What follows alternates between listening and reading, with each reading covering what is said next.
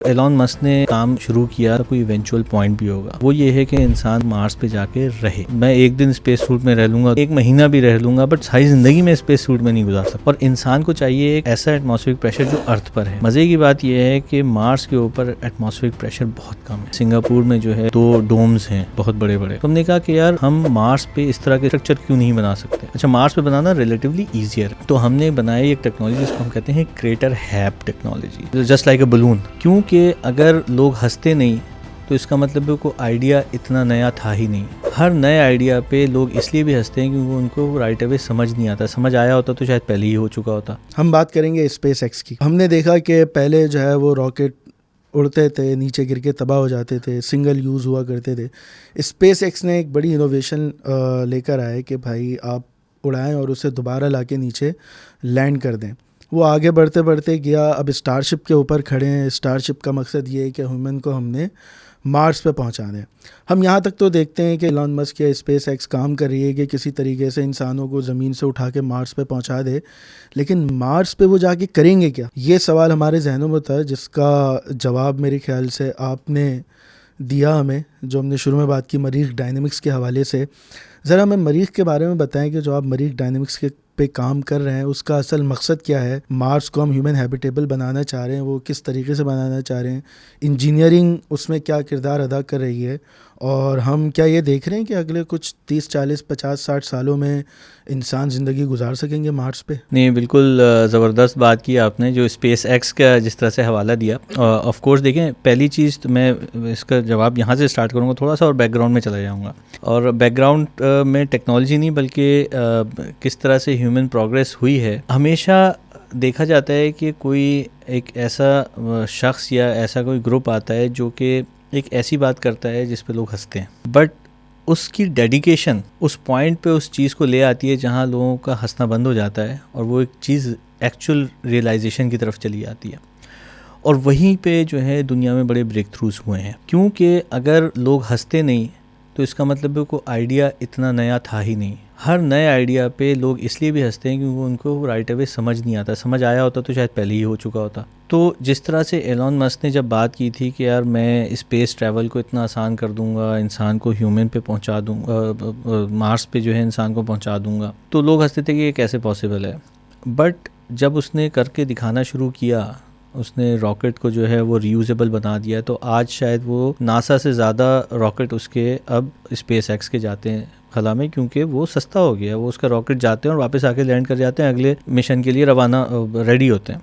सिर्फ फ्यूल की खर्चा आता है जो कि आप यूँ समझिए कि अगर मेरे पास एक घर में गाड़ी होती है, मैं कहता है यार मैं ऑफिस जाने के लिए गाड़ी को एक बार इस्तेमाल करूंगा और फिर गाड़ी डंप हो जाएगी, और वहाँ से वापस आने के लिए फिर दूसरी गाड़ी इस्तेमाल करूंगा और फिर अगली बार तीसरी गाड़ी इस्तेमाल करूंगा, तो गाड़ी का ट्रैवल कितना महंगा हो जाता, मगर आज कितना सस्ता है कि सिर्फ फ्यूल लगता है। बिल्कुल ऐसे ही हमारा स्पेस ट्रैवल भी था, जहाँ हम रॉकेट को भेजते थे और फिर रॉकेट ज़ाया हो जाता था, अगले ट्रैवल के लिए एक और रॉकेट इस्तेमाल होता था। यकीन करें आज से 20 साल के बाद हम हंस रहे होंगे कि यार हम हर बार क्या एक अलग रॉकेट इस्तेमाल करते थे, कितने बेवकूफ़ थे। बहरहाल, तो अब ये जो एलॉन मस्क ने काम शुरू किया, तो जाहिर सी बात है इसका कोई इवेंचुअल पॉइंट भी होगा, और वो ये है कि इंसान वहाँ जाकर मार्स पे जाके रहे। तो सिर्फ पहुँचाना मकसद नहीं है, बल्कि उसको वो इन्वायरमेंट प्रोवाइड करना जहाँ वो जिस तरह ज़मीन पे रहता है, नॉर्मल काम करता है, नॉर्मल कपड़े पहनता है, खाना पीना करता है, गुज़र औक़ात करता है, वो एग्रीकल्चर भी कर रहा है, वो इंडस्ट्री भी चला रहा है, वो कमर्शियल एक्टिविटीज़ भी कर रहा है, वो अपनी एंटरटेनमेंट भी उसकी चल रही है, वो सुकून से रह भी रहा है।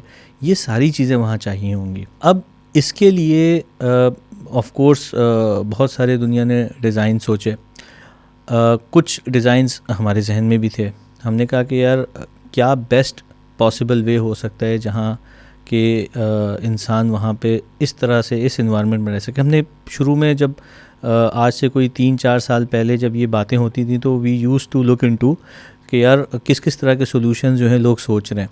ज़्यादातर सोल्यूशन बहुत कैप्टिव इन्वायरमेंट में थे, एक छोटा सा इन्वायरमेंट है, या फिर इंसान स्पेस सूट में रह रहा है। देखें, मैं एक दिन स्पेस सूट में रह लूँगा, 2 दिन रह लूँगा, चलें एक महीना भी रह लूँगा, बट सारी ज़िंदगी में स्पेस सूट में नहीं गुजार सकता। इसी तरह से मैं एक मिसाल के तौर पे हम ये कमरा ले लेते हैं, एक छोटा सा कमरा है, क्या मैं पूरी ज़िंदगी इस कमरे में गुजार सकता हूँ? मेरा नहीं ख्याल कि मेरी बहुत ज़्यादा डिप्रेशन का शिकार हो सकता हूँ, मेरे साथ बहुत सारी किस्म की फ़िज़िकल जो है फिनोमेना हो सकते हैं सिर्फ इतने से कैप्टिव इन्वायरमेंट में पूरी ज़िंदगी गुजारने के लिए। जैसे कैदी होता है, कैद वाली लाइफ क्यों इतनी अच्छी नहीं होती, हालांकि रह तो वो भी रहा होता है, खाना उसको भी मिल रहा होता है, अपनी ज़रूरियात ज़िंदगी वो पूरी कर रहा होता है, मगर चूंकि वो एक छोटे से कमरे में कैद होता है तो वो आइडियल लाइफ नहीं है। दैट इज़ वाई मैं और मेरे भाई हैं डॉक्टर अकबर हुसैन, जो कि काफ़ी विजनरी हैं इस मामले में, he came up with an idea कि यार let's start thinking of solution.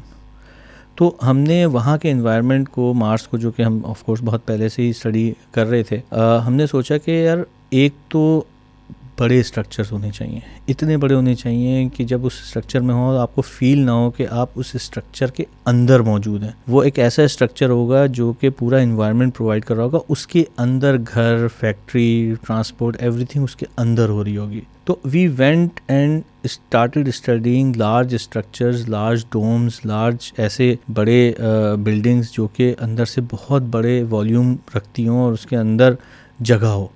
तो वी स्टार्टेड स्टडीइंग, जैसे सिंगापुर में जो है वहाँ पर मेरे ख्याल में 2 डोम्स हैं, राइट, बहुत बड़े बड़े।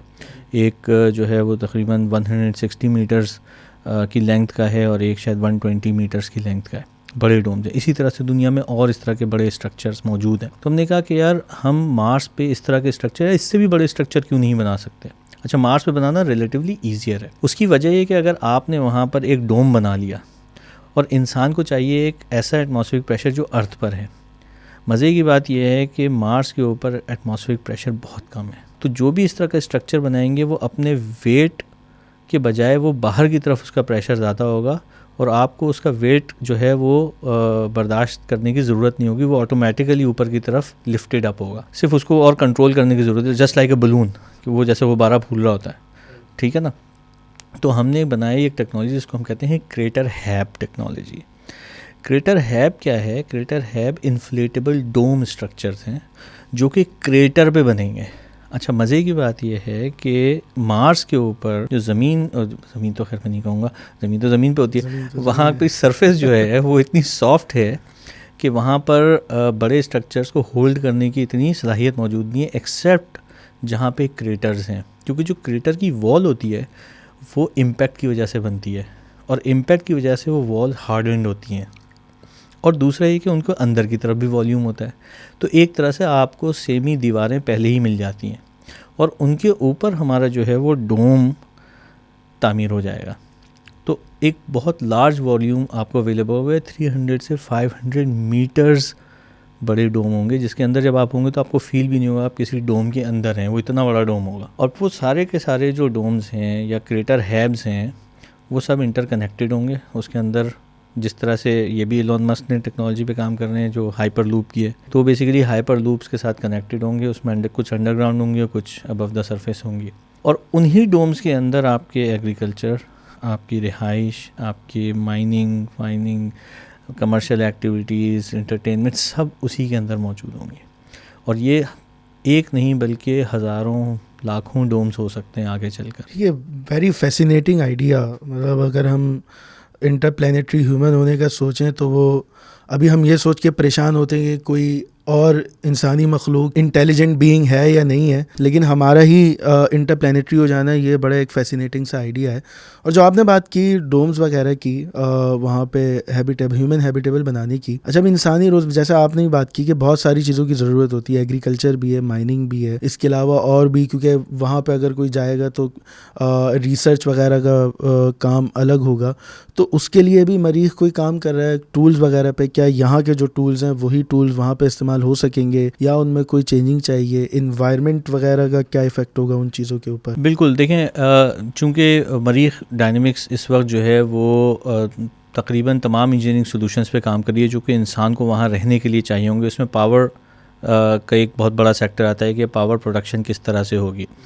मिसाल के तौर पे जो हमारी अर्थ है इसके ऊपर ज़्यादातर जो पावर प्रोड्यूस हो रही है वो या तो वाटर के सोर्सेज हैं, जो बहता पानी है उस पर डैम्स बना के होती है, या फिर जो फॉसिल फ्यूल्स हैं। फॉसिल फ्यूल जो हैं वो एक ज़माने में प्री हिस्टोरिक एरा के अंदर पैलिज़ोइक एरा हो गया या जुरासिक एरा हो गया या और दूसरे, उसमें जो यहाँ पे लाइफ फॉर्म थी जिसमें बड़े बड़े जंगलात होते थे और डायनासोर्स थे, वो सारे जब आहिस्ता आहिस्ता ज़मीन के अंदर दब गए तो उससे फॉसिल फ्यूल तैयार हो गया और उस फॉसिल फ्यूल को तेल, गैस, कोल की सूरत में हम इस्तेमाल करते हैं, उससे भी हम पावर प्रोड्यूस कर रहे हैं। इसके अलावा विंड एनर्जी हमारी है, बड़े बड़े विंड टर्बाइंस लगे होते हैं, उससे भी बिजली प्रोड्यूस हो रही है।